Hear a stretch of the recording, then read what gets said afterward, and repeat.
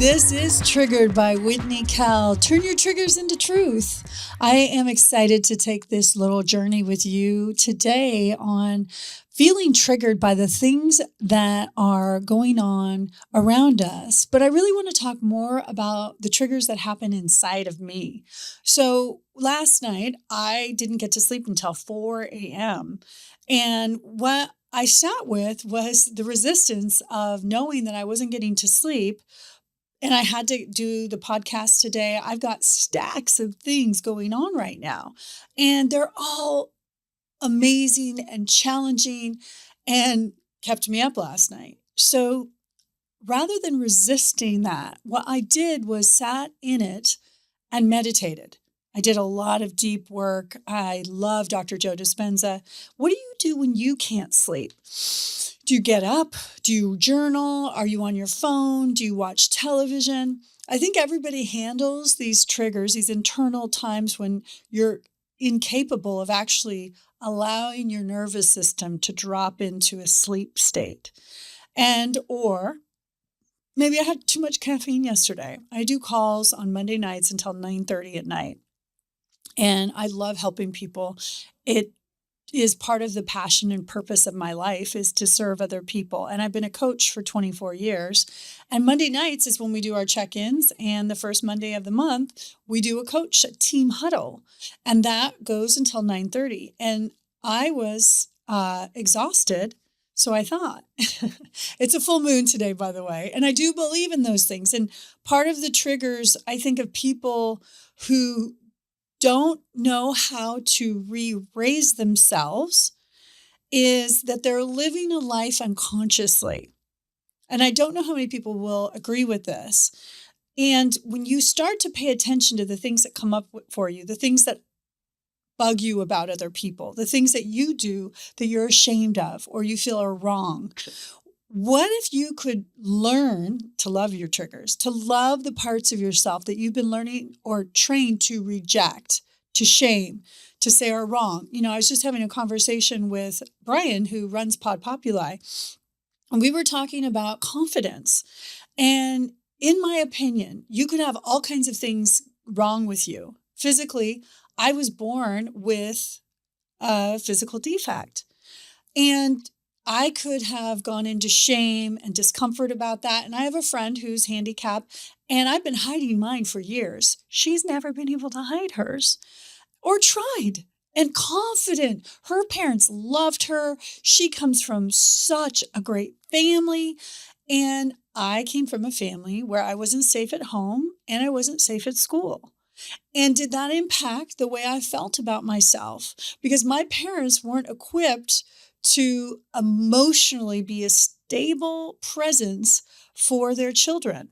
Because guess who wasn't stable for them? I am of the belief that a lot of the triggers that we have, the triggers that we can't understand, why are we so upset? Why did what that person said or me not being able to sleep at night. Why am I getting so frustrated about it? Why am I not just settling in and remothering myself or refathering myself or just sitting with myself and being okay with this is what's happening right now. Sleep is not coming. My nervous system is amped up and it's okay. What am I going to do to take care of myself? Well, it was interesting because I asked ChatGPT and went through a few things to do. Now, I ended up going to my living room and stretching and doing a little movement. And I love GABA. Anybody out there who has ADHD, GABA, it's a supplement. I'm not recommending, this is not medical advice. GABA relaxes my nervous system. I had my brain scanned by Dr. Amen's clinic. And when they scanned it, I was told that they would prescribe me with ADHD medication, Adderall. But at the time, I have a heart issue, and they were not comfortable doing that. So he put me on mass doses of GABA, which mixed with progesterone makes you super dizzy and heavy. So I do not recommend anybody take it with oral progesterone. However, it resurfaced, and I've taken lower doses. When I take it in lower doses, I feel a relaxation. So it definitely relaxes my nervous system. My point is, when you get triggered by a lack of ability to sleep, you're at work and something's driving you, or you're frustrated about something, then how do you navigate those situations? Are you so upset that you're reacting and you're going into uh, reaction where, you're turning on the TV. It's 4 a.m. You need to be going back to sleep, but yet you're turning on something stimulating rather than paying attention to if you had a little girl or little boy, how would you respond to them? Would you help them relax? Would you take deep breaths with them? Maybe give them a journal, something to write, listening to soft music or a meditation and doing breath work. Maybe helping them take a melatonin or something that's safe for that individual to help them relax and fall back to sleep. Because triggers like that are internal. And the way when no one else is around, whether you're with a spouse or you're by yourself, and something comes up for you, how you navigate that for yourself is really important. Because when you start to see that you don't know how to remother or reparent yourself, it's an opportunity, isn't it? To step back and ask the questions. What do I need in this moment? What do I need that I didn't get when I was young that is creating this ping in my body, which and most people won't do this, but if you do have a trigger come up, whether it's not able to sleep, you're in traffic, whatever the reason, you're ignited, you're angry, you want to get out of that feeling. And if you just took a breath and you went inside your body and you asked the question, what do you need right now? What do I need right now? What will relax me? What will help me in this moment? What do you need in this moment? And we reparented ourselves and took the time out even to ask, where am I feeling this in my body? The final countdown, and not everybody's ready for this. And I know because I've been coaching people for 24 years, and many people do not even want to do this. If you sat and wrote out what you're feeling and asked the question, most therapists will tell you this, when was the first time I felt this feeling? Go inside, take a breath. In general, a memory will come up. It might not happen in that moment. An awareness, a word you might hear. Everybody's going to experience it different. But the unraveling of that trigger can be possible if you want to unravel it and you want to allow it to come to the surface and relieve it and move it. You can do that on your own. You want to take the time out to slow down long enough to get to know what's going on for yourself. Anyways, okay, so he suggested I talk about my own personal triggers. No sleep last night was one of them. I have a headache right now because of it when I don't get a lot of sleep, or the trigger for me is hormones. So I'm on hormones, and a side effect of hormones can be having migraines. So I get migraines twice a month. But my question for you, that's a trigger.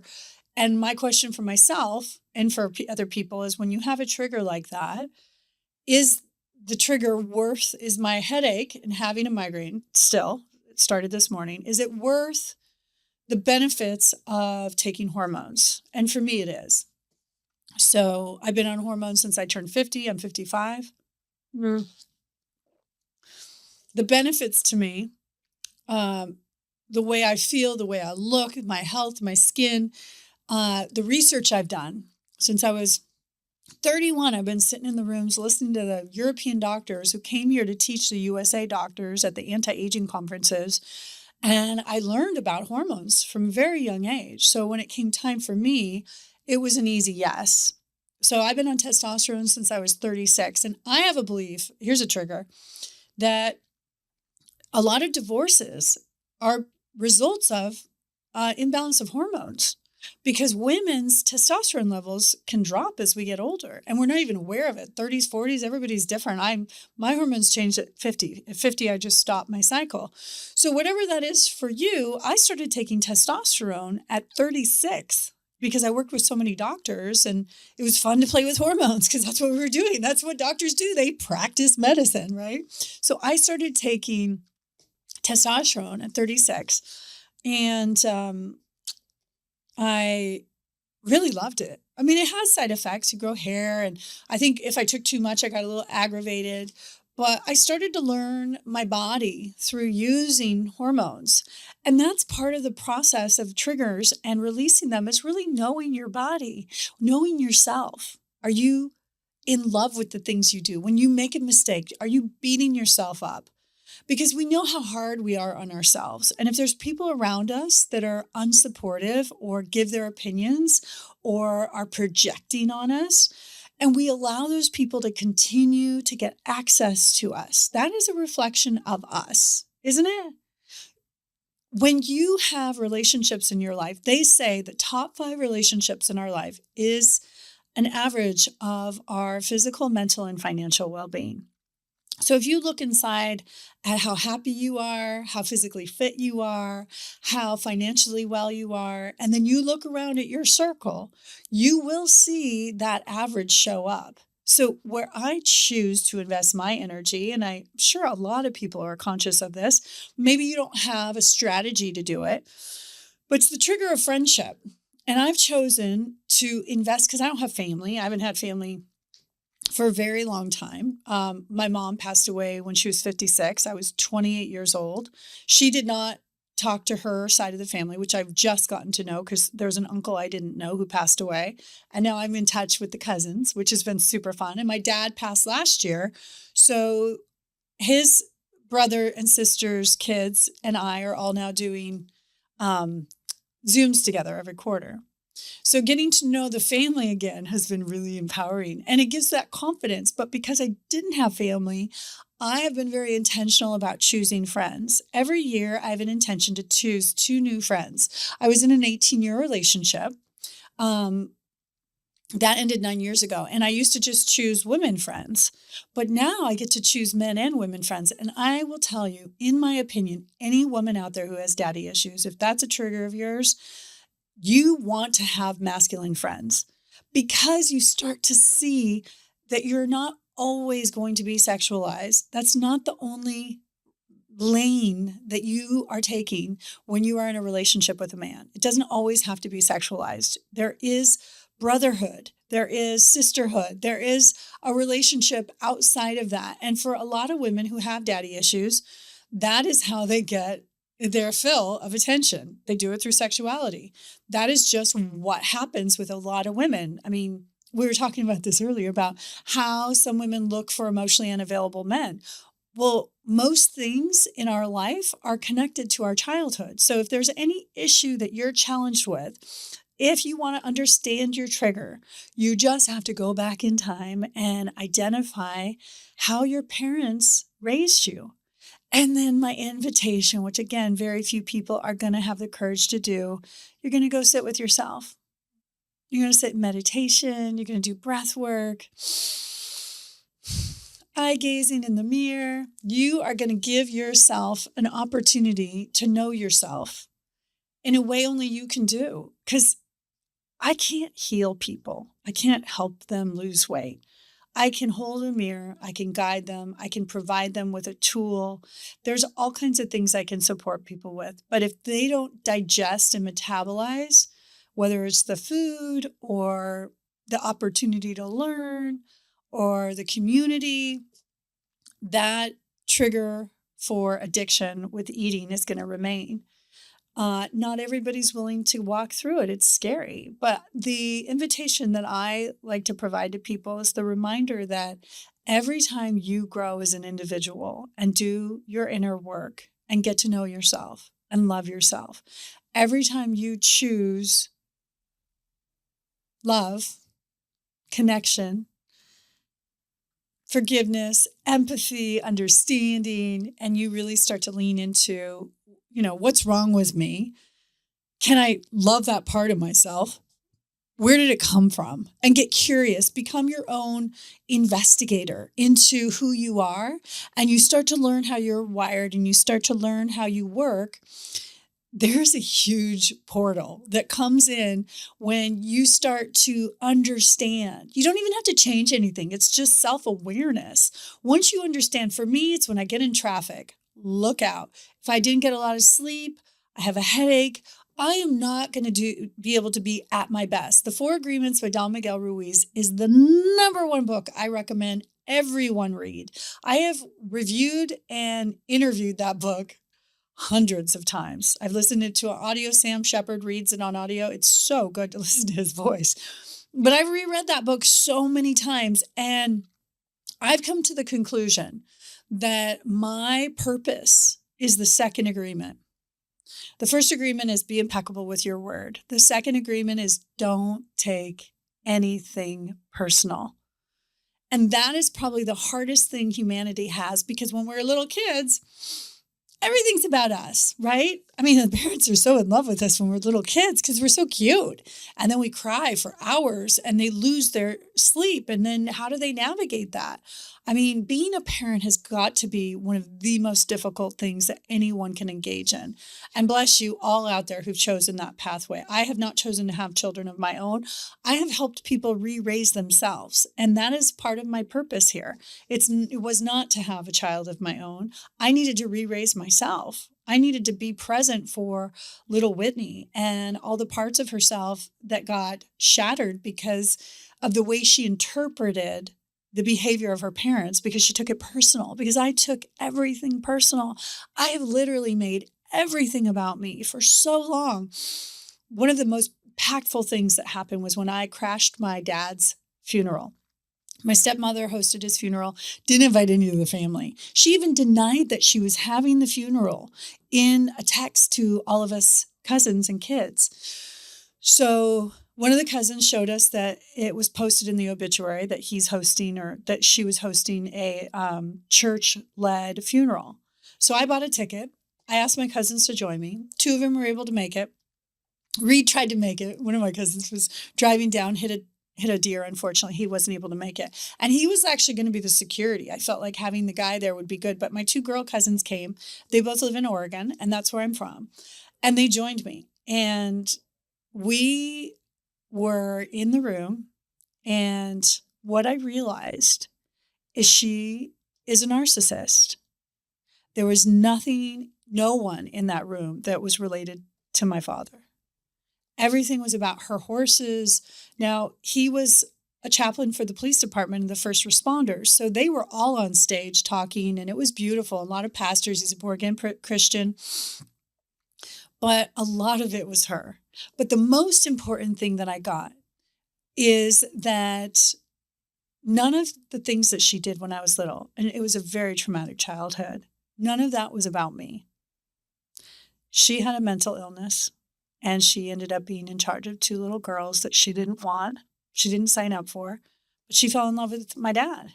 And then she took him over and took him away from us. And I'll talk more about this on our next episode, but the triggers of our childhood is a big one. And when we start to embrace and see things in a new way, what I find is that I allow those things to process, digest, and metabolize. And using breath work is one of the main ways that I do it. You can journal. There's so many different ways to move that energy out of your body and then start to replace those thoughts with gratitude and imagining your life as though everything you've ever dreamed of has already come true.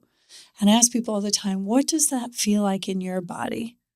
To have accomplished, to love, to community, family, happiness, freedom, financially, abundance. What's that feel like in your body? When you can start to reprogram your thoughts and you learn how to focus your attention on what you want rather than what you don't want, life begins to get really fun. So we're going to wrap up this version of Triggered.